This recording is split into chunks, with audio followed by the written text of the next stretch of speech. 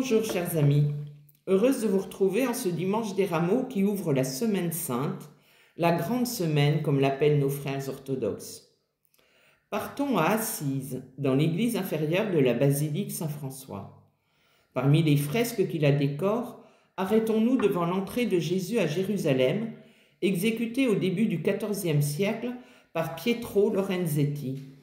Originaire de Sienne, ce peintre, influencé par Giotto, se singularise par l'introduction de la nature dans ses œuvres, quittant en cela le rigorisme hérité de l'art byzantin. Que voyons-nous alors? Une des premières impressions est l'importance de la foule, du nombre de personnages représentés. La figure centrale est celle de Jésus, monté sur une ânesse accompagné de son petit.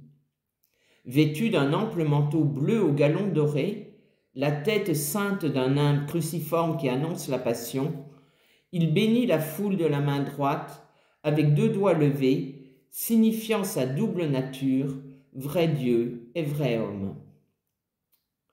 Le bleu de son vêtement, couleur royale, est une première indication de la façon dont il est accueilli à Jérusalem. De plus, étant monté sur un âne, Jésus accomplit la prophétie de Zacharie, au chapitre 9, verset 9 du livre de Zacharie, qui annonce ainsi l'arrivée du roi à Jérusalem.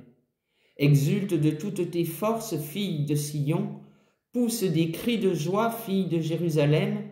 Voici ton roi qui vient à toi, il est juste et victorieux, pauvre et monté sur un ânon, le petit d'une ânesse. » Enfin, dans le Proche-Orient antique, l'âne est parfois considéré comme un symbole de paix. Voilà donc une entrée triomphale et royale à Jérusalem, ville de la paix. Jérusalem, ville de la paix, mais aussi ville de la joie en la circonstance. L'architecture de tours crénelées et de loggias, les couleurs allant du vert tendre au rose en passant par des ocres et même un ciel étoilé, en font une riche ville et heureuse ville, en font l'image d'une cité céleste.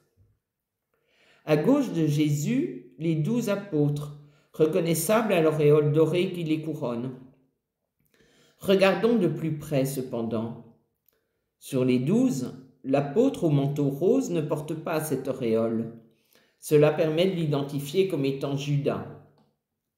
Les autres semblent pris dans de grandes discussions. Que peuvent-ils bien se dire? Quelles questions peuvent-ils bien se poser? Joie, étonnement, incompréhension? Rappelons-nous que Jésus leur a déjà parlé de cette montée à Jérusalem, la ville qui tue les prophètes et lapide ceux qui lui sont envoyés. Quel contraste alors avec le groupe de personnes qui, à droite de la fresque, sortent de la ville pour accueillir et acclamer Jésus. Ces hommes, ces femmes et même ces enfants viennent au-devant de lui.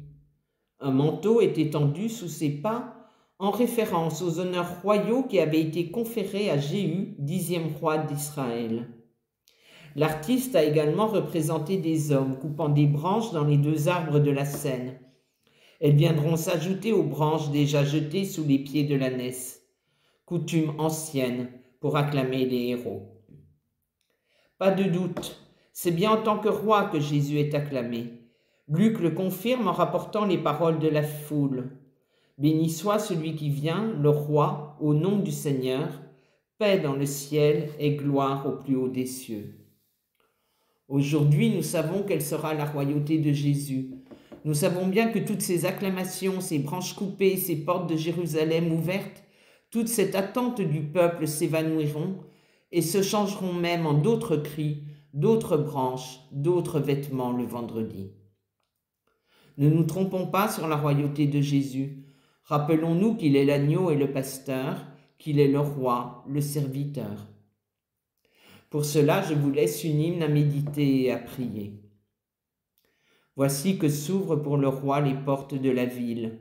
Hosanna, béni sois-tu, Seigneur. Pourquoi fermerez-vous sur moi la pierre du tombeau dans le jardin? Je viens monter sur un ânon en signe de ma gloire. Hosanna, béni sois-tu, Seigneur. Pourquoi me ferez-vous sortir au rang des malfaiteurs et des maudits? Vos rues se drapent de manteaux jetés sur mon passage. Hosanna, béni sois-tu, Seigneur. Pourquoi souillerez-vous mon corps de pourpre et de crachats, mon corps livré? Vos mains me tendent des rameaux pour l'heure du triomphe. Hosanna, béni sois-tu, Seigneur. Pourquoi blesserez-vous mon front de ronces et de roseaux en vous moquant? Belle semaine sainte à